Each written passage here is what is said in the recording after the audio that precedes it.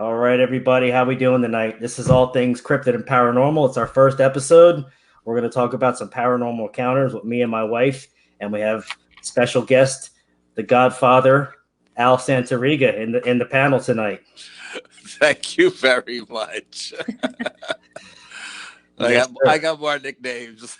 well, you're the Bronxville Paranormal Society. You know, you're the Teflon Don of New York. You're the Goomba.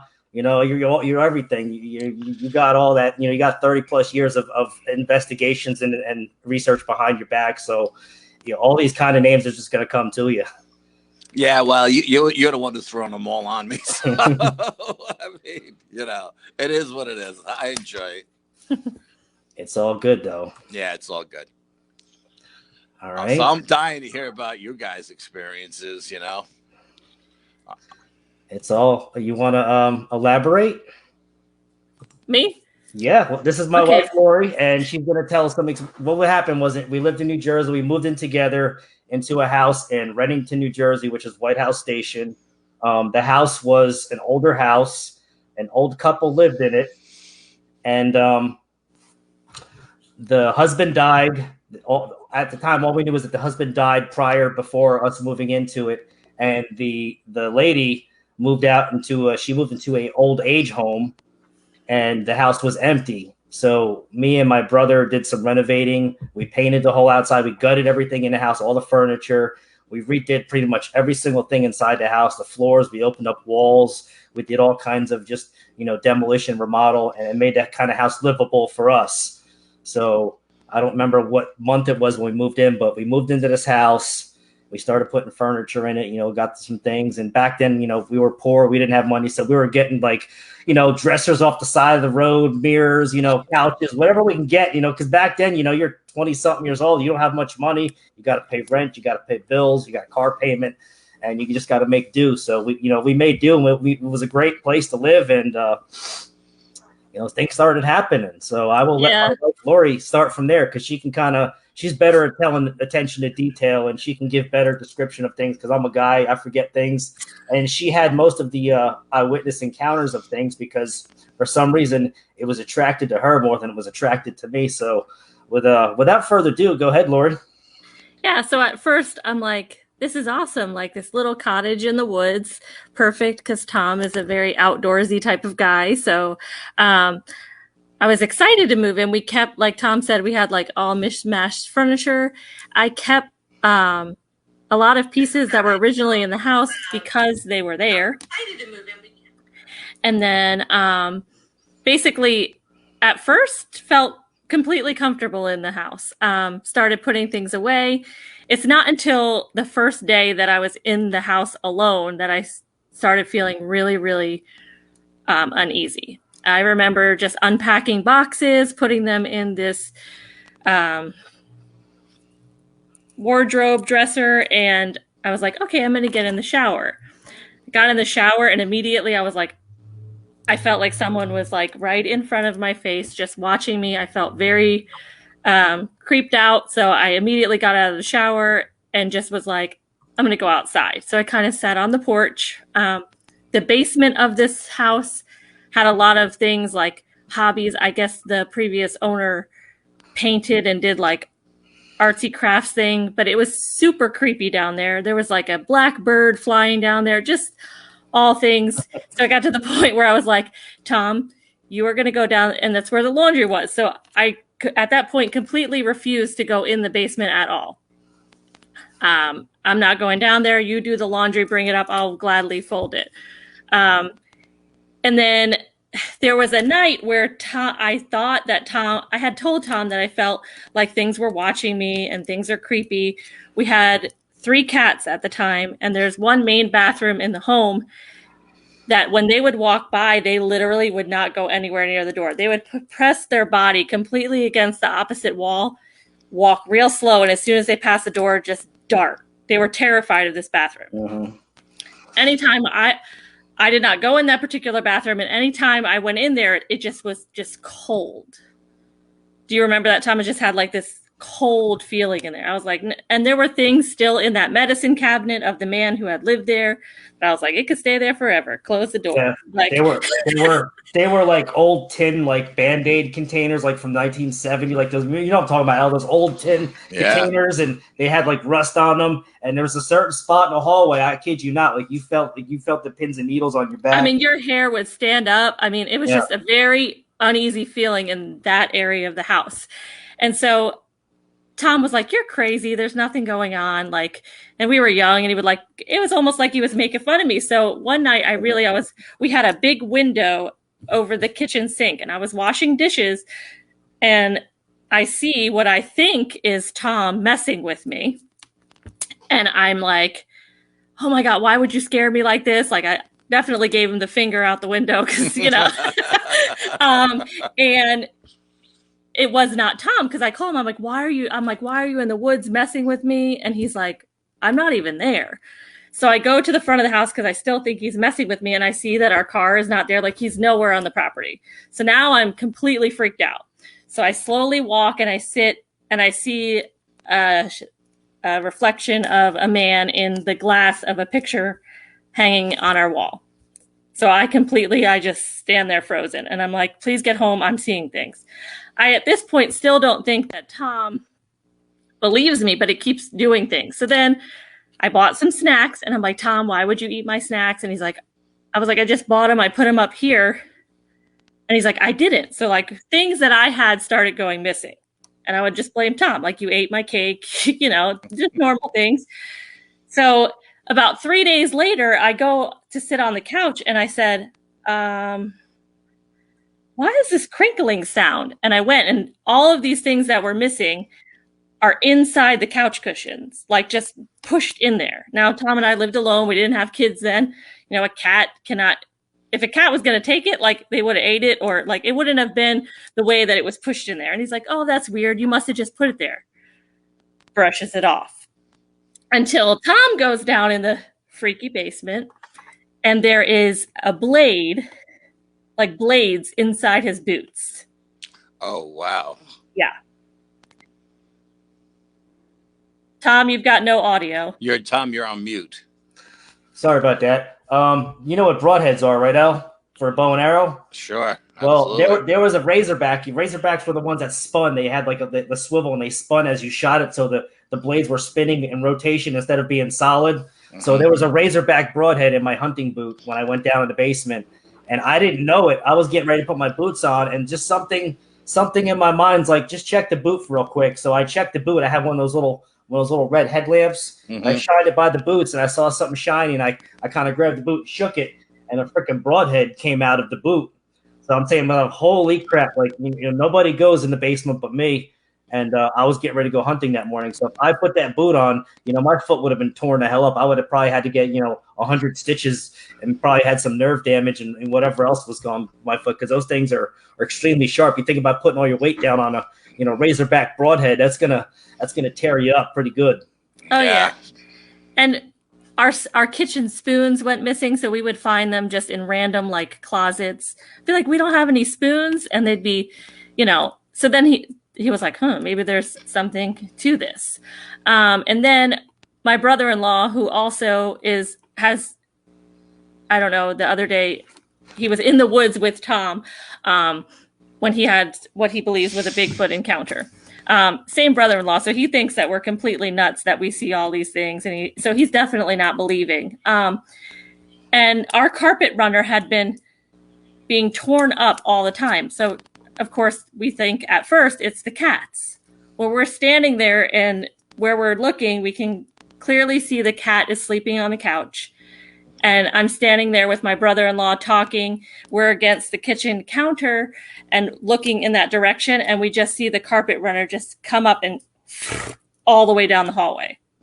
Like, it just flies down the hallway. There's nobody there, not a cat. So now everyone's like, oh my gosh. Like I was like, I told y'all I'm not playing. Like, there's something.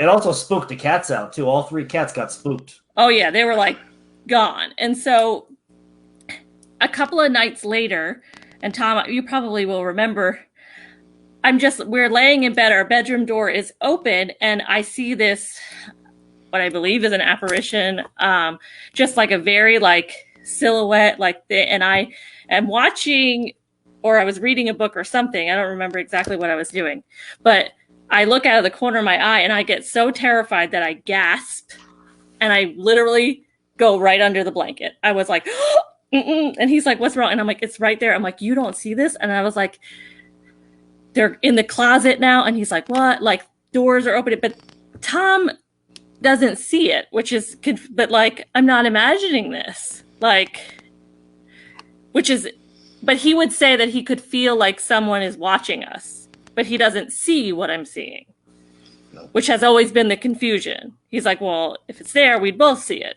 I'm like, "I'm telling you, it's there."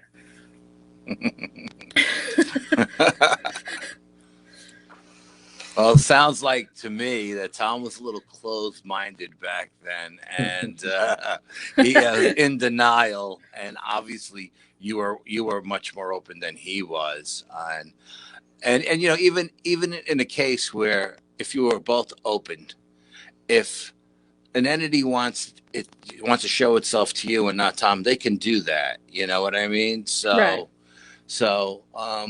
Yeah. I mean, now I got a question for you. Yeah. Did you ever do any history on the home, the property, or anything like that? Yes. So after the fact, so I start talking to my sister-in-law about it, and we start like trying to research the property. Turns out that we found out that he shot himself in the home. Oh, wow. Yeah, but we didn't know that at the time. In the bathroom. In that creepy bathroom. Oh man. Yeah, suicides are bad. And I believe that we really like activated some activity when they started gutting walls and messing with that because they were trying to do like a major renovation in that bathroom. They ripped the tub out, all this stuff. Yeah, I mean, major renovations will just amp up energy anyway. But in a case like that, where you have a suicide in that particular bathroom, even if you didn't do any renovation in it, that bathroom probably would have had energy there all the time anyway. I mean, the cats will show you where things are, you know. Oh yeah. I have cats too, and they'll sit on the television, and they'll just look over my shoulder for hours and look over my shoulders. And then a quick story. I don't want to get off track, No, but go ahead. I was talking to a friend of mine who was a psychic, and my cat was sitting on the TV stand looking over my shoulder, and it felt, you know, colder over my right shoulder, but it's the corner of the house, and, you know, just there's no trees there. It could be that part of the house could be a little bit colder than, you know, maybe the center of the room. Right. And I'm talking to this girl who's a psychic, and we're talking about stuff, and then she just starts reading me, and she's like, "Who's the old lady that's always with you?" And I'm like, "What old lady?" She goes, "I think it's your grandmother, Al." And she starts describing her. And I was like, "What is she wearing?" You know, when my mother passed away, my mother was 92, and she was a little old Italian lady with white hair, you know. Mm-hmm. And so she's describing her, and I said, "Right down to the dress we buried my mother in." And I said, "That's not my grandmother. That's my mother." She was like, "Al, she's always with you." And she's not the only psychic that ever told me that. But I mean, cats will let you know when they're stuff in the house, but even dogs too. You know what I mean? They will let you know. But when someone commits suicide in the house, it leaves a bad film in the house, a bad energy. You know, and why he chose you is because he was probably intimidated by Tom. You know. So he was and he's attracted to you, maybe the old man, and so he only showed you. He followed you around. You know what I mean? He creeped you out. I mean, when you were in the kitchen looking out the window doing the dishes, you seen somebody outside in the yard, or a reflection behind you? It was a reflection, but like I couldn't really. It was so dark outside that I was like, "Is he messing with me?" Like I didn't know. I had like water and dishes going on, so I was just like, why would you do, you know? But like, and it wasn't clear, which is why I was like, is it reflecting from outside? But then when I realized he wasn't on the property, I'm like, Yeah, he was probably inside. He was probably behind you. Yeah, I mean, and you'll see that. And when you seen the apparition, was it a shadow of a human form, or was it like a milky film of an apparition? It was definitely a milky film, but Milky like film. I just Okay. had like a terrifying feeling come over me, and it came in the bedroom and then into the bedroom closet. And I will say, like, I talked to Tom about this, and I don't know why. I've generally, and he spoke to this, and I think maybe you know some things about this too, but I have sort of I always get feelings of like, if a bad thing is going to happen or just weird things, and I'll be like, oh my gosh, why would I even think that? So, for example, a few years ago, I had a friend post on Facebook a picture of her son, and I was like, oh, he looks like an angel. And then in the back of my head, I'm like, he's going to die soon. And I was like, oh, jeez. I said, well, oh my gosh, why would I think that? And the next week, he got hit by a car and passed away. Oh my God! So obviously you're sensitive to energies. Yeah. I But get I'm always like, feelings. oh my gosh, why would I think that? And then you're like, I don't want to tell these people because then I look like a crazy, Not. Yeah, absolutely but like. Not. So you're sensitive to energies. Absolutely, you're sensitive to energies. Maybe. But he was saying, I think, Tom, weren't you saying something about head injuries and being? Yeah, if you want to elaborate, you kind of had some head trauma when you were younger, and that might have picked up. It might have optimized your brain to pick up on certain frequencies of being sensitive. So if you want to elaborate real quick, go ahead. Yeah. So when I was 2, I fell down the stairs face first, and then I wound up getting my mom got an X-ray, and I wound up having like a shadow there, and then I wound up having a craniotomy when I was 2. Oh my God! And then I had 2 car accidents with head injury. So I don't know, like, but he was saying like but even like on 9/11, I was supposed to be somewhere, and I'm like, I'm not going. I just have a really bad feeling. I was supposed to be in New York City on 9/11, and I was like, I'm not going. I just have a bad feeling. And they were like, what? I'm like, I'm not going. And like an hour later, the plane, like I was supposed to be right there, but people would be like, why? And I don't have an answer for you. I'm just not going. I just have a feeling. Yeah, but it makes me look crazy to people. Yeah, no, it's just I call it a gut feeling. I get them all the time. I always question them myself, but obviously, we don't know for sure if the head trauma opened anything up. But you have had quite a bit of head trauma over the years, so you still kicking though.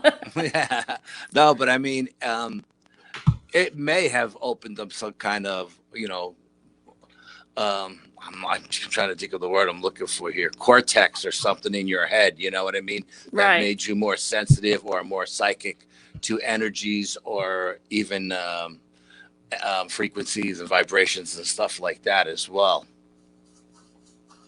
How'd you feel through this whole thing, Tom, other than being in denial?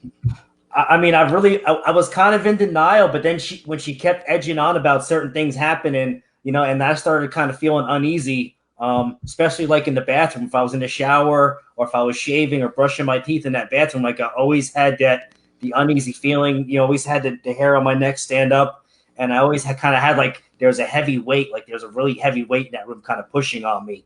And you always felt like you were being watched. And even in certain rooms, like if you're sitting on the couch, I'd be sitting on my couch watching TV. Or actually, we had a love seat. I remember because she always made fun of me. It was a pink love seat or a purple love seat that I'd fall asleep on all the time. So I'd be in the love seat or recliner, and I just kind of be sitting. I'd look over, and I just kind of feel like I keep catching something in the corner of my eye, like someone was there watching me, but I could never see it with my eyes. So I kind of had a feeling that there's something going on, and I believed her when things started happening. But I never saw that visual thing. I mean, I wasn't in denial at all. I mean, I seriously wanted to see something because that was like, the season 5 of Ghost Hunters. They were doing EVPs all the time and filming things. So I was kind of like excited about that. I was like, cool, we have a haunted house we're living in. But even the basement, like when you went in the basement, it kind of reminded me of the Blair Witch Project when it went to that basement. Wow. Like it was really creepy. I mean, they had old arts and crafts, like old ceramic things that they designed that they were left in the basement floor. The floor was all concrete, looked like it was like from 1892. The walls were like that old stone. it would be like, cobblestone, concrete, cobblestone. That's how the foundation was built in the basement. And there was a really old table there that they probably used for the ceramic crafts and whatnot. But there was really no light in the basement. It was really dark and just eerie, creepy feeling. I mean, it was just, if you remember like how Amityville Horror, like they show that basement, that's kind of like that would remind me of as well. Like just that's real irky, creepy feeling. And I would go down there a lot because I kind of just felt like, I was kind of skeeved out to go down there, but I kind of felt like nothing's going to happen. I mean, what could be down here? I can't see it, so it's not going to bother me. And that's the kind of attitude I had. And I always had something with me, a weapon, whether it was a rifle, a sword, a freaking bow and arrow. So I wasn't really scared of much, but still, I still had a little bit of uneasy feeling in that house altogether. So, I mean, and then I remember you want to explain about the howling you heard outside? Lord? Oh yeah, there was all sorts of things going on, but I was so creeped out inside, I'd honestly go in the woods and investigate that howling before I stayed. I would not stay in that house alone probably after living there a month and things started just activity picking up all the time. I wouldn't stay in the house alone, especially after dark, but there would always be like odd howls, always at the same time of night, right? It was probably like 11:30, 12 o'clock, and always on one side of the house. And like I said, it was a little cottage, like very wooded, very set back from the street. So, I mean, there could have been anything out there. And then it would sound like things were like fighting with each other. Some of them would sound human, but there's no one back there. I mean, because in the part of New Jersey where we lived, like none of the properties were close together. So, I don't know. But it would be like every night, like clockwork. Yeah. Well, sometimes too, an apparition can make you think you're hearing something howling outside, but it's actually in your head. They're putting that sound in your head. You guys could be sitting on a couch together in the love seat watching TV, and you hear howling, and he doesn't, and you think it's coming from outside, but it's not. You know what I mean? It's something putting that sound in your mind. Right. So, but I was going to ask you, was it more active during the day or at night? So I would see things at night, but always had the feeling that it was watching me during the day. But any like activity of things moving around or me seeing anything was always at night.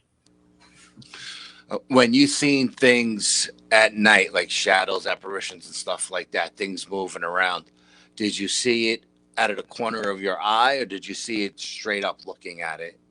So that milky apparition, I saw straight up looking at it. I hid for a minute and like I was like, okay, I'm imagining this, and then I would like peek out, and it would be like it was at one point like right there.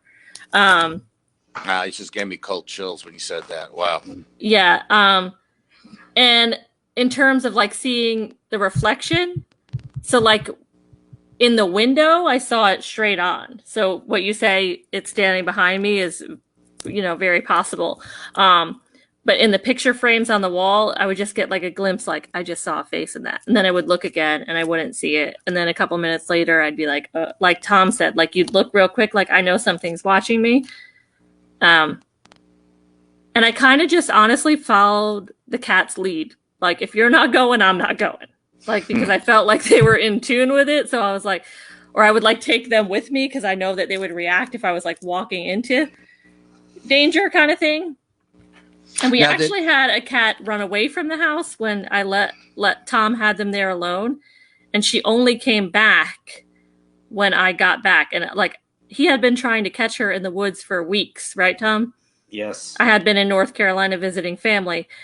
And he had tried to get this cat back for weeks. She ran away, and he's like, great, I lost Lori's cat. She's going to kill me. He tried to set out a trap for her and everything. And so I came back, and all I did was say her name, and like she wound up coming back.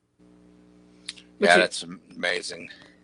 And he had been trying to catch her for weeks. Now, did any of the cats ever get any injuries? Were they ever hurt, any of the cats? Tom, do you think Brooklyn was? I don't know. I feel like she wound up not injured, but she had almost like mental issues. Brooklyn was a cat that my sister-in-law got somewhere. She found this cat in the alleyway in Brooklyn, so we named it Brooklyn. It was a Siamese cat, and I swear to you, it had a lot of mental, problems with it. Like, I'm not gonna say what I think it was, but it probably got hit in the head one too many times, if you know what I'm saying. Yeah, sure. And I think it just had some brain damage. Like, had that that old Rocky Balboa thing going on. But like he wasn't right in the head, and this. And cat he got worse when there was activity. It would make a lot of crazy noises every now and then. Like it would make that. It would almost sound like a gremlin, like howling, or a gremlin, like a gremlin, how they moan and make that yipping sound. That's the kind of crazy noise he started making, and he'd do that a lot when something was going to happen. So I wonder if he kind of picked up on it too. Yeah, and I'm wondering if the spirit energy was picking up on the cat, because the cat was a little off too, you know what I mean? Right. And maybe because the cat was a little off, it was taking advantage of the cat, you know what I mean? Yeah. Where the other cats were straight, they were normal, they were fine, they were out of there in the blink of an eye, when they got scared. But but it doesn't sound like it was something dark or negative.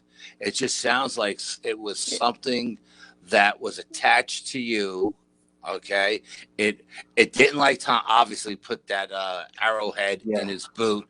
I mean, that's a wake up call if there ever was one. Yeah, that's like something to get me out of the picture. Almost, that's what it felt like, Yeah, and he was like, "I know you didn't do it." He was like, "I know you didn't do it. I know you didn't go down there." But he's like, "Who did it?" And I was like, "The ghost."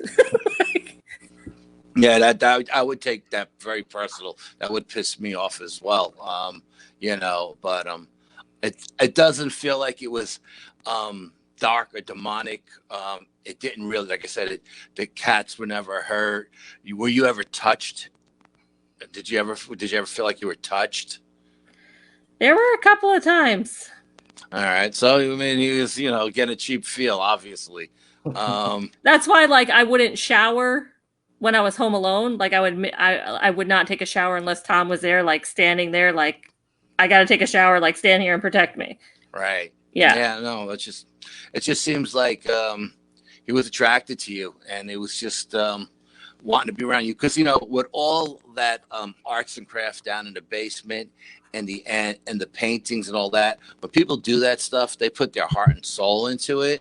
So there's a lot of energy attached to that stuff, personal energy. And maybe by you going down there, putting your boots down there and your bows and your arrows, it felt like you were trying to take over his man cave, for lack of a, you know what I mean? And he felt threatened by your energy coming down there and moving his stuff over to the side and bringing your stuff in, So not only that, I mean, we took all their belongings out of the house, whatever they left behind, and we put them in a dumpster. So and we gutted the house and redid it our way. So that that could have caused some animosity because she wasn't involved in it. I was involved in that with my brother doing all the the demolition work and the construction. So that could have been exactly. It could have I could have had a vendetta against me from the beginning.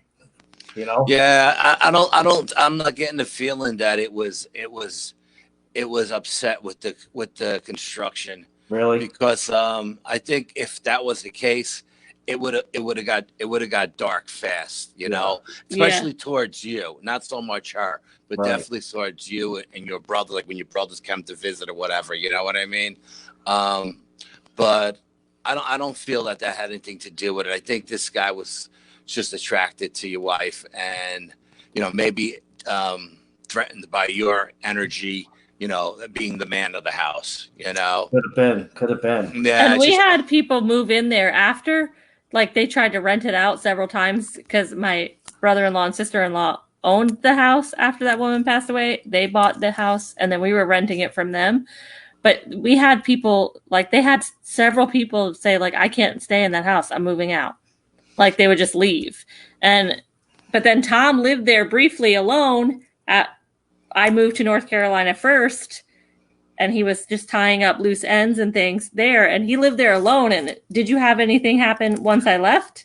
It kind of felt normal after you left, surprisingly, even with the, I was staying there and a couple of my brother's workers were staying there in other rooms, and I really didn't feel that off it anymore for some reason. So maybe they were attracted to you, and once you left, it kind of just let off the energy. What do you Yeah, think? but then when they rented it after you left, she Yeah, had said that they were leaving because they were creeped out, which is when she started investigating what happened on the property, and we found out that he killed himself there. yeah. Now, I got a question for you. After you guys moved out and your sister-in-law rented it, did she rent it to two girls, two guys, and other couples? Guys. A Just bunch of guys. guys, yeah. Bunch of guys. Okay. And they were my Interesting. brother's workers, and they were from another country. So I think they were from Guatemala or something. Okay. So, well, obviously now we got a racist spirit. You know what I mean? Because he probably didn't like the fact that foreigners were living in his house. It could have been. I mean, the original owners were African American, and I remember the owner, the guy's name was Levi, and I don't remember what the woman's name was, but he was actually an inventor of some kind of topical, like petroleum jelly for pain, and he actually left a tub of it in a 55-gallon drum in the backyard, and it was just like that pasty. It almost looked like wouldn't say Lubriderm. It looked like Vaseline with Tabasco sauce and maybe a little bit of red season powder inside it, some paprika. And he was some kind of old inventor from a long time ago. But when I always thought it was the ghost of him. But when we found out the person that actually killed himself was a friend, I think that was living there after he died of the wife. It was a male, and he actually shot himself in the head with a shotgun or in the bathroom. So it wasn't even the ghost of the husband. I think it might have been because the person that committed suicide in that house was a trapped spirit, was messing with Lori. I don't think it was the homeowner. I agree 100%. I don't think it was the homeowner at all. I don't think that someone like that who is that intelligent would probably stick around. You know what I mean? He would probably move on to a higher dimension, a different realm. But somebody who did take their own life, who was having mental issues or mental problems here, and then you take your own life, and now you're trapped where you took your own life. And I could see if other men came into the house, he would be pissed off because now he doesn't even have someone like your wife to follow around and check. It's all guys, you know what I mean? So it's all guys, and they're speaking another language, and there's like 8 of them living in there because my brother actually he renovated the house even more in the basement, and he made like little separate rooms in the basement on top of the bedrooms upstairs. So they actually had to get a priest come there, like from their church, and like a Catholic, I don't know if it was an Ecuadorian or if they were the Guatemalan priest from their church, from their Latin churches, came and blessed the house several times, and each time it didn't do anything. Yeah, because blessing the house is not enough if you have a trapped spirit. You have to actually get the spirit to actually leave and move on. You have to move them on. It's because the spirit itself wasn't a demonic spirit. You know what I mean? It wasn't something that's never been human. It was actually a human spirit just trapped in, it's his mental state when he took his own life. So obviously he wasn't in the right state of mind. So, I don't. The blessing wouldn't have done it. You would have had to cleanse and move the spirit on. Not just bless the house. So that wouldn't do it. But I mean, it's very interesting stuff. Obviously, once she left, you felt like the house was okay, right? I still felt a little uneasy, but it wasn't as intense as it was when she was there. Like I still had a kind of like every now and then I'd feel like I had that I had my little my recliner seat that I sat in all the time, and every now and then I still kind of feel like something was watching me there. Or I'd feel like a presence or a cold spot, but it wasn't really like as intense as it was when she was there with me. So I guess it was just kind of hanging out, like say, hey, I guess you're still here, I'll stand by you, or I'll kind of like, Well, he's probably feeding off of your energy. Yeah. He's probably feeding off of your energy. You know what I mean? Now I got another question for both of you. Did either one of you ever try to communicate with it, talk to it, or anything like that? I think I sometimes it's like, what do you want from me? Like, just like say that, like, why do you keep following me around? Like, you're freaking me out. Like, trying to let it know that, like, I was scared. And a lot of the times, like, it would happen if Tom, like, when I would see stuff, it would only happen if Tom was not there, outside, or, like, asleep. Yeah.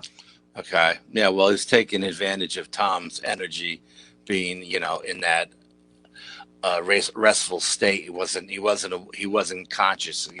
So he was taking advantage of that downtime. Let's call it downtime when Tom wasn't there or sleeping. But no, because it's interesting, because I feel like, and something like that you probably could have addressed it and say, hey, listen, you're scaring me.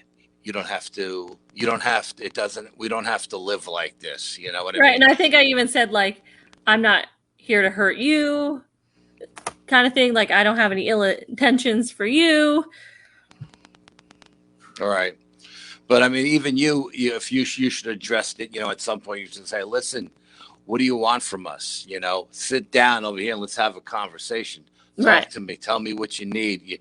You need me to help you to move on or whatever. Maybe he was just trying to get your attention because both of you have some sort of ability or sensitive to some point, right? Maybe he's seeing your energy. Maybe you have like a beacon, and he was coming to you to help you move him on, get him out of that debt state, something like that. Yeah. And when you wasn't getting it, he would get angry and maybe, like you said, touch you or follow you around when you're taking a shower and stuff. But see, like stuff disappearing, like spoons and stuff, or the cakes being put in the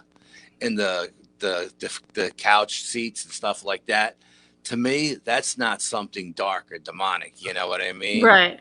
Yeah, that's something just messing with you, playing with you. Playing with you, yeah. Except for what he did to Tom. That's right. And I see a question in the chat that's saying, did I ever feel that it was the entity was evil in any way? I don't think that it ever was to me. The only time that I felt like it may have been evil was putting that blade in Tom's boots. I mean, this is like it would have like cut his toes off. Like, it was a serious blade. And he was super freaked out about it. But it also happened like when he was like saying like, it's not real. Like, he didn't believe me. So I was like, or was he just being like, hey, I'm real? Like, she's not joking. Here you go. Yeah. Or, maybe he was just jealous. Tom was with you. You know what I mean? And he was doing two things. He was proving to Tom that you were actually telling the truth. You weren't lying about everything you were talking about. And B, he was trying to get Tom out of the picture for a little while to have more time with you, So yeah, I'm sure he was jealous of you, without a doubt. There's no doubt in my mind he was jealous. For someone to do something like that, or some entity or energy to do something like that, it's a jealous entity. But I mean, let's face it, if it was dark or demonic, it could have, sleep paralysis. It could have done something like that to you, right. What I mean? And it didn't do anything like that to either one of you, right? No. Oh, okay. I don't, I mean, I don't think I had it. I can't say I had sleep paralysis when I lived in a house, because I'd sleep real hard back then. I would probably, because I did excavation and worked. You could sleep through a war, Al. I could sleep through a war. With or without an entity. Listen, I slept through a 5-alarm fire across the street from my house one time and didn't even know it happened. All right, so I could sleep through stuff too. But no, it's definitely an interesting experience. I think it probably brought you guys closer together. And I think, it made you realize your sensibility too, to these things, both of you, and,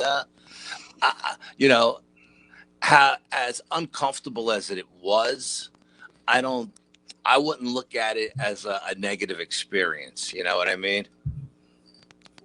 Yeah. And I think even when our parents, when we were moving out and they were there helping us move out, they had like air mattresses in the living room. We had moved some of the furniture, packing up, and they all said that they're like, this house is creepy. I'm glad you're leaving. Mm-hmm. They didn't say like what, but they were just like creeped out, sleeping there. Like morning came and they're like, okay, let's go. You're moving. Get out. Yeah, no, I mean, listen, let's face it. A foreign energy is it's not natural to us. You know what I mean? And it creeps us out, especially if you can't see it, but you can feel it. You Right. know, and that's another thing. I mean, you were lucky enough. Well, it let you see it. It wanted you to see it. You know, it materialized in front of you so you could see it. But when you know something is looking at you and you can't see it, it's frustrating. And it also feeds off of that energy, because when you're frustrated, you send off a different kind of energy, and it'll feed off of that energy. I can't tell you how many times I've chased stuff around houses. You know, just I know this thing is dodging me. I go here, it goes there. You know, Right. until eventually I corner it, and I can finally get it out one way or the other. But I mean, it's very frustrating not to be able to see it, but to feel it, you know, and all your senses are tingling, your hair standing on edge. You just know in your heart that there's something there watching you. You can feel the heaviness in the air. You can feel you could walk through a room and it's normal temperature, and then walk back through it 2 seconds later and it's ice cold. Ice cold, yeah. And then you get chills because your body knows something is there that's not natural. You know what I mean? Yeah. So, and there was always that cold spot, and like there's always be that one cold spot, especially in the hallway. Like you felt it, like it was probably 20 degrees colder in that middle part of the hallway where the bathroom door was. Like it was always just that chill, and you couldn't explain it. It was just super, you know. I mean, like you said, 20 degrees makes a big. You could tell 20 degrees difference in temperature. I mean, I do heating in air. I could tell you 20 degrees is a big temperature drop, and you felt that's exactly how it felt when you walked past that spot by the bathroom in the hallway, because the hallway was, I would say, about 20 or so feet long, maybe 2.5, 3 feet wide. And it had that old school wood slat tongue and groove floor with polyurethane, because we ripped up all the carpet and the polyurethane, coat over all the wood floors, because it made it look a lot better after we sanded. Oh yeah, if it's hardwood floors, yeah, it'll last forever. Yeah. So I had a runner. We had a carpet runner there that was about maybe 15 foot long. It was almost as long as the whole hallway, but it wasn't that long. And when that thing folded up like an accordion, I mean, it was a really, it was a whole, like you just jumped and you felt it. You got the chills, and you just like, it was a feeling I can't explain, because it felt real creepy. I mean, I knew something did it, and we knew the cats didn't do it. And we're just like, holy shit, we all witnessed it together. And that's when I knew for sure, like, something was going on in that house. And I was a firm believer, like, yeah, this house is really freaking haunted. And you had blamed that runner on the cats for so long that he actually nailed it to the floor with this little tack nails, and it still came up like that while we were watching, nailed to the floor. So I was like, and you see literally clear view of the cats fast asleep. And then I think that's when, for real, the light went on for Tom, like, okay, like, that really wasn't the cats. The cats didn't do it. The cats didn't do it. Yeah, no, and again, doing that to try to scare you, I think it was just messing with you guys. You know what I mean? Playing with you. Because every time a person gets scared, or even an animal, when an animal gets scared, the energy, your vibration changes, and it feeds off of that energy. You know what I mean? So, yeah, I don't think it was anything dark or demonic. It was just something that was definitely attracted to you and felt that Tom was a threatening energy. And, I mean, look, you guys didn't have anything bad happen to you. You know what I mean? Nobody got hurt. You know, thank God you had that little voice in the back of your head that said, look in your boot. You know what I mean? I get that all the time. I have boots down in the basement, and I'll say, and every time I go to put the boot on, a little voice in my head says, turn it over, bang it out, because there could be a spider or something in it. You know what I mean? And I do, because I know that one time I don't do that, I'll get bit by a spider and have to go to the hospital, That's funny, because ever since that time, I always check my boots now before I put them on, even when I'm here. I always, and I guarantee you, a lot of people listening are going to start checking their boots now.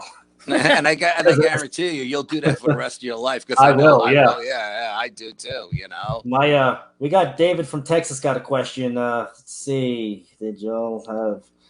dogs. Y'all have dogs react as well, or just So we didn't have dogs. we didn't have dogs then, but we have dogs now, and they react to things in the woods all the They time. react to things in the Like, woods. They especially bark. in Chihuahua, like, I think just animals are very in tune with things in general. Oh, absolutely. Yeah. Yeah. Their senses are so much higher. They're heightened, much higher than ours. Yeah. Absolutely. Yeah. And another one, David from Texas. No, the house. My brother, he lost the house, and I don't know if the bank took it over and they leveled. It was a really good piece of property. This property had 500 acres of woods behind the house of just huge trails, and then it backed up to Merck Pharmaceuticals. The pharmaceutical company Merck. It was in New Jersey, and this was on Route 22. And if you went down Route 22 about another 10 miles, you were in Pennsylvania. So it was all just country and woods. I mean, there was woods for forever. If anything was in those woods, I mean, it could have traveled for probably, 100 so miles without being seen. So, I mean, yeah, I don't know anything about that house anymore because my brother lost the house. It was foreclosed. And, I'm sure nobody lives in it. And unless if the bank owns it, if the bank bought it over, they probably leveled it off because it was a good, type of property to build more than one home, because that's what everyone's doing now. They're trying to build multiple homes on properties and sell them for outrageous prices up north. Or they just build one really giant one to sell it for, ridiculous amount of money. Yeah. Yeah. So I'm sure that land's still haunted, though. I'm sure whatever's there, whether it's a dwelling or just leveled land, I'm sure whatever's that energy's still there. Because like I said, when you like Al specified before, when you commit suicide, you're pretty much enthroned to that area, to that spot where you're kind of stuck there for antiquity forever.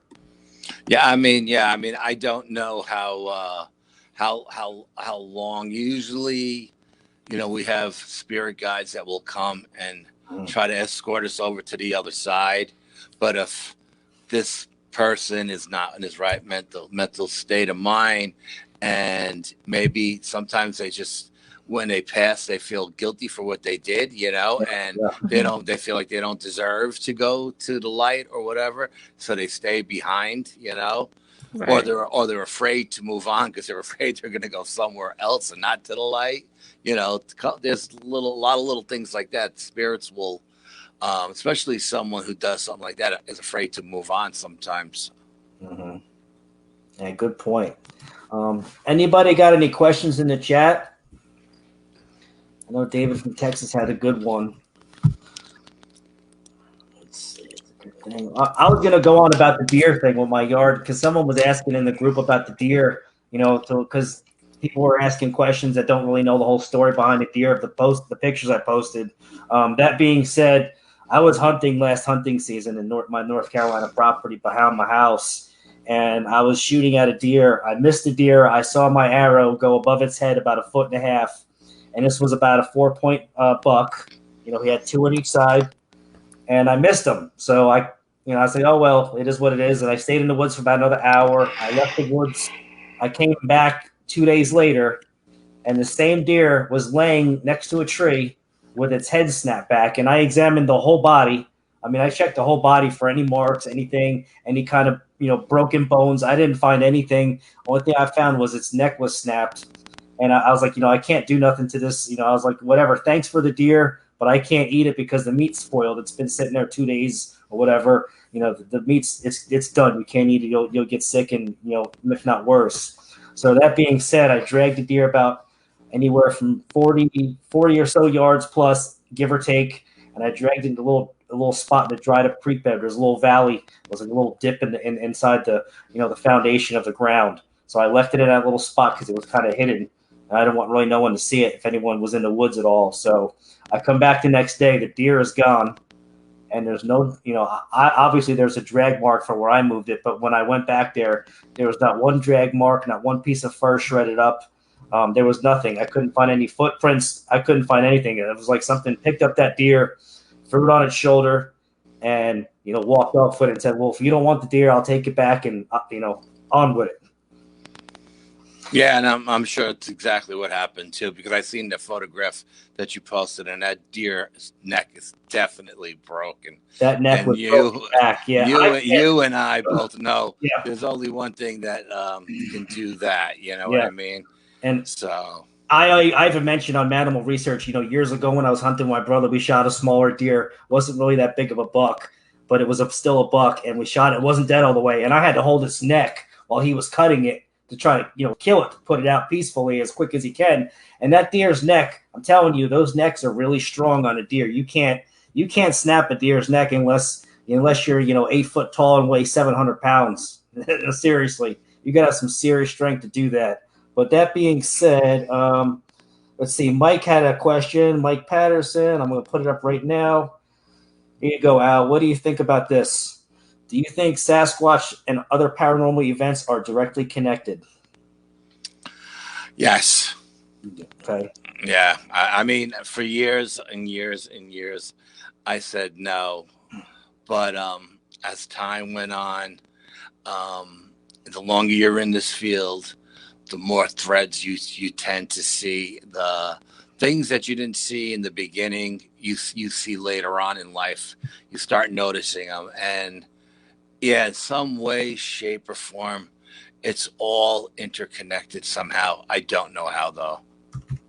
Yeah, I mean, I think we've talked about this earlier in the past about frequencies and vibrations. I think kind of everything is kind of linked to like a frequency and a vibration, and it's all kind of connected in some way. Really can't, elaborate more on it because I don't have something to study. I don't have a body to study. I don't have, I can't study this or that. I can just kind of speculate that that's that whole, kind of like you said with realms, everything's kind of tied into one. Yeah, I mean, it's all theory and conjecture, absolutely. But like you said, I think you hit it right on the head when you said the thread is vibration and frequency for sure. Now, how that goes into play with all the different aspects of the paranormal, I don't know if these frequencies and vibrations are crossing it over into different realms and drawing different things in from one realm to the other to our realm. You know what I mean? And they're just following those frequencies or vibrations here. That I couldn't tell you for sure, but. Wow, where'd you go, Laura? I got booted off, but I'm back. Oh wow. That's weird. I didn't, it wasn't me. I mean, I'm not a tech savvy person, but I didn't push any buttons to boot you off. Maybe something happened with the connection, but I got you back on. So glad to have you. We were talking about the Bigfoot thing with the Bigfoot and taking the deer, leaving me the deer and then taking it back. So because somebody was asking me in a group earlier, so I told them if they came on tonight or listened, they'd be able to hear more story because. I really hate typing stuff like this, and especially from my phone, because I always go on the group from my phone. I don't really go on the group from my computer. And to type on your phone, I mean, you're like this with your thumb, and it's aggravating as crap. And you try to, when you try to explain something, you got to type about 5 paragraphs to explain what I just said. So absolutely, I agree 100%. I hate texting. Yeah. That's why when you said, we could just talk in the chat, I was like, oh God, no. Yeah, no. The last thing I want to do. You're like, please no. Because there's questions I got to ask, and I got to, all these little things are going through my mind, what to ask, and, how the hell am I going to type? Well, then for every question I ask, you got to reply, and then you ask questions, and I got to reply. Oh, forget it. I'd rather come in for 10 minutes and go away and talk to you than try to do that all night. But did you see what I posted underneath that picture of the deer with the broken neck? No. I said, now you got somebody to work out with. Yeah, I saw that. That's funny. Yeah, even somebody commented, offering help with food. They saw me miss it, and it's crazy because I'm not even kidding. That was the same exact deer. Because when I saw it laying, I saw it had 4 points on its rack. I said, that's the freaking 4-pointer I missed. What is it doing here? Because when I shot it, I was up in my tree stand. It ran to the left, and when and the tree that it was laying was 40 or 50 yards from where I shot it to the right. So there's no way it ran to the left, had a heart attack, snapped its own neck, and landed over here 40 yards back to the other side. That stuff like that's just you can't explain. Just it's a common physics. It's crazy. Well, you know what that means, that you're going into the woods when you're not hunting with good intention and they know that, and they've accepted you. You know what I mean? To be given, it's one thing. I get stones all the time, quartz crystal stones, but to be given a gift like that, that's mind-boggling. That's big. That's very, very big. So it's whatever you're going into the woods with your intentions, you have to don't worry about talking out loud to them, people thinking you're crazy, because you should talk to them out loud and let them, even if you don't talk to them out loud, do it in your head. It's your intention that they're going to pick up on your energy. I mean, I think you got a very special relationship going there with the one that did that for you. And those relationships are far and few between. Like what my sacred site, I've been going there for years, and we've never had anything happen to us aggressively. So I mean, I say they tolerate me, but if they didn't want me there, I would have been dead years ago. They would have let you know. Yeah. Do you want to tell the quick story with the paranormal ladies you were with, and you had the juveniles messing with you and what you did to them? You want to tell that story real quick? That was a really good story. I like that. Yeah, well, it wasn't an encounter. It wasn't a story. It happened to you. It was your encounter. You actually witnessed it.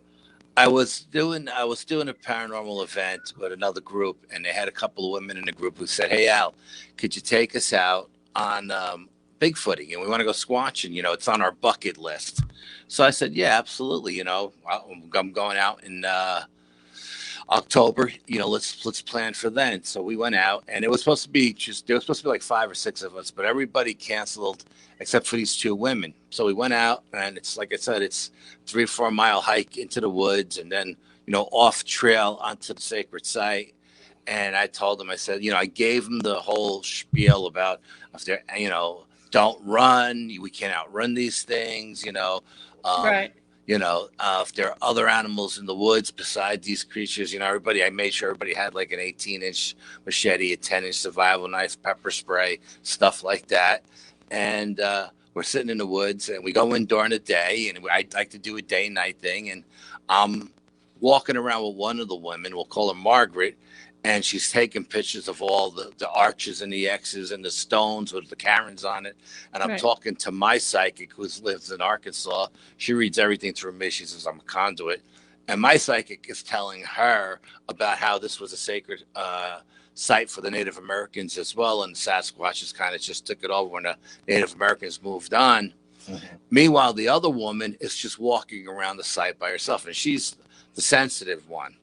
And so she comes back to us, and she's like, I just ran into a Native American woman on the outskirts of the sacred site, and she asked me if I could wait here for her tribe. And I told her yes. And I said, "Oh, absolutely, of course."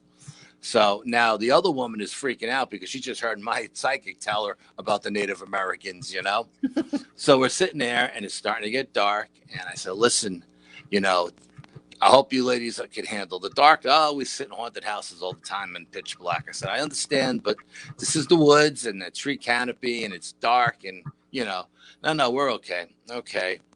So we put down some glow sticks around us for ambient light. We all have headlamps on, but I like to use the glow sticks for an ambient light. And I do a little ceremony to bring them in. They know we're there anyway. They know the minute we get there, they can smell us. They could probably know my scent. They can smell me. And I've never brought women into the woods before. It's always been a group of guys. And we're sitting in there, and then we start getting like little pebbles thrown at us. They come down off the ridge, and these are the big guys. Boom, boom, boom, boom, like a herd of elephants. And the women are starting to get nervous because it's pitch black, and you can feel them walking around. The ground is vibrating, and you can feel it go up your legs, the vibration. And these are the big guys, and they're starting to walk, and they're starting to get nervous. And I'm telling them, "Ladies, listen, you can't get nervous, because if you get nervous, you might make them nervous, and we don't want them to get nervous. I don't know how they're going to react if they get nervous, So I'm trying to keep the women calm. And then we start getting rocks thrown at us, but they're landing all around us. They're not hitting us. And then we get a whistle and a knock and a whoop. and another Wow. nah. And this is going on, and they're saying, okay, we should pack up, we should pack up, we should leave, we should leave. And I'm like, no, it's not right. And they're freaking out because you can hear them walking around us, and they're just, we can't see them, but you can feel, and they're just moving around us, and you can hear them. And you know, if they want to move around us and not make a sound, they can. But they're doing it on purpose. They're letting us know we're here. We know you're here, and they're moving around us. And at one point, I guess maybe the alpha or whatever decides he's had enough and we have to leave. And he grabs a branch, a fresh branch, and he breaks this branch, and it sounds like a 30-06 going off by your ear.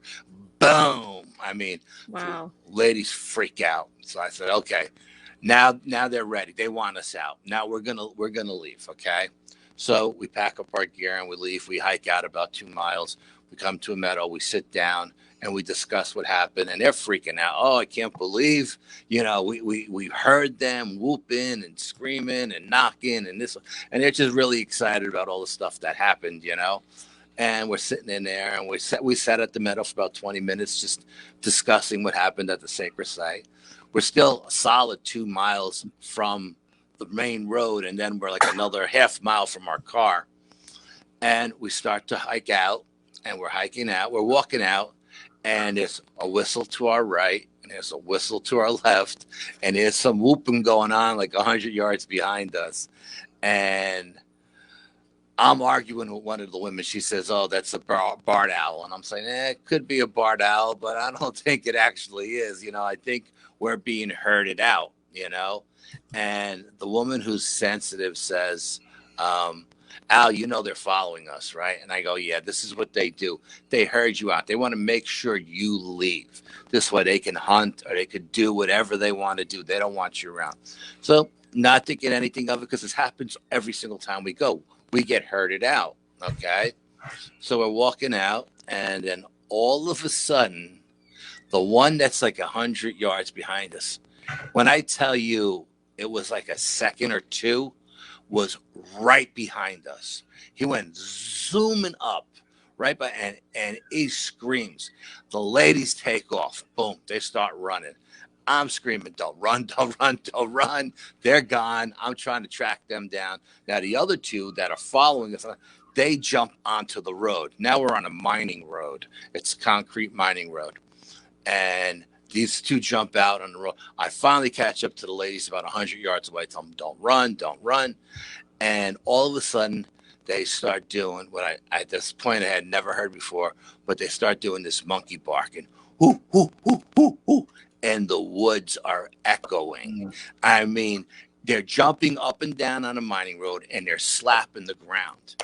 And you can feel the vibration come down the concrete, go up your legs, and the whooping is going through you like a bass drum at a Metallica concert, okay?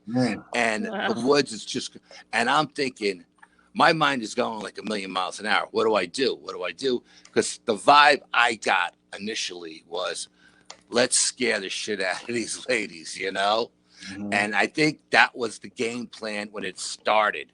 But there was a point where the pitch went above a certain, like a fevered pitch. And I felt like they were getting excited to the point that they may come charging down this mining road. And I had to do something, and I had to do something quick. So I put my headlamp on. I pulled my 18-inch machete. I put it in front of my headlamp so they could see the blaze shining. And I start walking towards them. Now, I got a flare gun on me, and I'm thinking, should I shoot the flare gun over their head so I could see them? Because I want to get eyes on and see what I'm dealing with, right? And then I said, no, because it's the fall. I may burn down the woods. And then I said, well, maybe I should shoot it on the mining road. It's concrete. But God forbid I set one of them on fire. The other two will kill me. So I said, the best thing to do is just walk. So I'm walking towards them. I'm screaming, cursing at the top of my lungs. Knock it off. This is enough. You don't have to do this. We're leaving anyway. You know, and I'm sure the big guys didn't tell. And I'm thinking these are juveniles, like teenagers, okay? I'm feeling that they're maybe 5, 6 feet tall, maybe 350 pounds, something like that. That's the way I'm feeling. These are not the big guys. And I'm thinking, and I'm screaming, you're not supposed to do this to us and all this stuff like that. They can understand me. And the girls start freaking out because I'm getting further and further away from them. They're like, Al, stop, please stop, come back. So I turn around. I couldn't get them in my headlamp. I think the whole time I was walking towards them with the headlamp on, they were backing up, just staying out of my light, so I couldn't get out. Because I don't know if it was 3 males who got the scent of the women and were excited, or it was 3 females who got the scent of the women and were jealous. I don't know. But at one point, I turn around, go back to the ladies, and I say, okay, ladies, now we're going to walk out of here at our own pace, and they're not going to bother us anymore. And as we're walking, we walked about a quarter of a mile, and the woman who was the sensitive turns to me and says, I don't know what you did, Al, but whatever you did, you scared them off. They're not following us anymore. So well, you weren't scared at all, huh? That didn't scare you at all? No, because you know what went through my head? Protecting the ladies. I'm the alpha. Yeah. And I'm responsible for these women. And if I don't let them know that I'm the alpha, they're going to challenge me. Yeah. So instead of waiting for them to challenge me, I challenge them. And I think by turning the tables on them, I confused them, They're probably saying, holy shit, this guy's crazy. He's charging us now. What the hell? And you know what? And honestly, this is just one man's opinion. I think if something bad would have happened to us that night because of them, they would have got their ass kicked when they got back to the clan. Because that wasn't their job. Their job was to escort us out, not to do anything like that. Because they were tricksters. They were the gangbangers. The I wouldn't say juveniles. They were what they call the gangbangers. Yeah. Teenagers, adolescents. Just coming of age. They weren't adults yet, and they had that mischievous, kind of personality. Yes, and I think they knew it too. Like once I started walking towards them with that blade and they seen that blade shining, they're like, oh shit, if something goes down here and we got to go back and tell Dad that, my arm is hanging off because we did this, he's going to rip it off on us. You know what I mean? So, no, I think that's, but when we got back to my Jeep, we were taking off all the gear, throwing it in the back of the truck, and they both turned to me and they said, okay, now we can cross this off our bucket list. We never want to go squatching ever again. And one of them said, as a matter of fact, I'll never go in the woods again, not even during the day. Oh shit. Wow. But that was such a crazy experience because the woods was echoing. I mean, you could just feel the vibration of the monkey barking. The next day I went on YouTube. I started pulling up all this stuff about monkey barking, and you can hear it like when a whole group of chimpanzees and stuff go off and they get aggressive and they start doing that monkey barking. Yeah. And the whole woods just vibrates. It was crazy. It sounded like Planet of the Apes when they escape the prison, when they're all going crazy when they break out of the cage. That's kind of the sound you heard, right? Something similar to that. Absolutely. Yes. I've heard that reference before. They always reference the Planet of the Apes when there's a large group of them making that noise. It's kind of what they all say, sounds like. And gorillas do it as well. Gorillas will do it as well. They get excited. They'll start whooping and stuff, or monkey bark. I call it monkey barking. I don't know what the real term of it is, but that's what I call it. But that was a crazy night. It's just a crazy night. And that's funny you said monkey bark because I got monkey barked at recently too. I told you my encounter, right? I was riding my four-wheeler in the woods. I'm riding my four-wheeler in the woods, and I took pictures of. I put it in the group, one of the groups. I noticed a tree was knocked over. It was probably, anywhere from 40 to 50 foot long. It was a tree anywhere from 18 to 24 inches round, the trunk. And you saw the base of that. That base was 3-4 foot wide. This was a completely healthy tree that was just pushed over, not knocked, but this thing was pushed over, uprooted with a big ball on the bottom. And it was blocking a trail. And I was riding my four-wheeler one day, and I got one of those two-stroke race bikes. It's really loud. It's like one of those one of them bikes. Yeah. And they're really loud, especially when you hit the power band. Them freaking things scream. So, and my wife can attest to that because she gets all mad when I ride down the street. But disrupting the neighborhood. that being said, I was in the woods with it, and I had to turn the bike around. And this is one of them, the way the bike's set up, it doesn't have reverse. It has just forward gears, go. So I had to kind of lift the back up and pull it up and raise the back end and keep turning it around by myself. And I went down the same trail as I was getting out of there. And I'm on the opposite side of the woods that's on the side facing my house. And there's, I would say about a 40-foot up incline hill. And there's like a little deep cut valley in the middle. And that's where the dried up creek bed is. Well, I'm on the right side, and I hear something on the left side start giving me like a whoop, like a monkey bark. And I hear it loud as day, and it reverberates through my body. And I told Al, I said, this thing had to be pretty loud because my bike was really loud. And for it to overpower the sound of my bike, it had to be loud. It was only about 30, 40 yards from me tops. And I just, he even told me, I was like, why didn't you get some audio or pictures? I was like, I didn't even have my phone on me. I just, I'm getting out of here. I'm out. Yeah, especially, and a lot of the times they sound like they're right next to you, but they're actually further away than they are. Mm-hmm. It's just that they're so big and powerful. They project their voices, right? It sounds closer too. Yeah, like even when you record it on a digital voice recorder or something like that, what you play back and what you hear on the digital voice recorder is nothing what you hear audibly when you're standing in the woods listening to them screaming, just going off or whooping. It just doesn't do it any justice. It really doesn't. Yeah.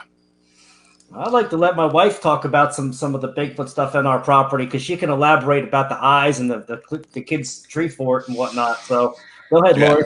Oh, yeah. So we had some friends over. We were sitting on the patio, and I just happened to look over towards the back, towards the kids' treehouse. No one was back there, and I see these. I guess, how tall is that treehouse? The treehouse was made out of pallets, guys, Al, and it was 2 pallet rows high, so that would be 8 foot high because the pallets were 4 foot by 4 foot pallets. So they were 2 tiers high because I made the walls, I made the platforms a pallet, and the sides walls were pallets, and it was 2 tiers high. So that being said, it was 8 foot high, and she saw. Go ahead, Laura. So 2 green eyes above it, staring at us. So I was like, Tom, do you see that?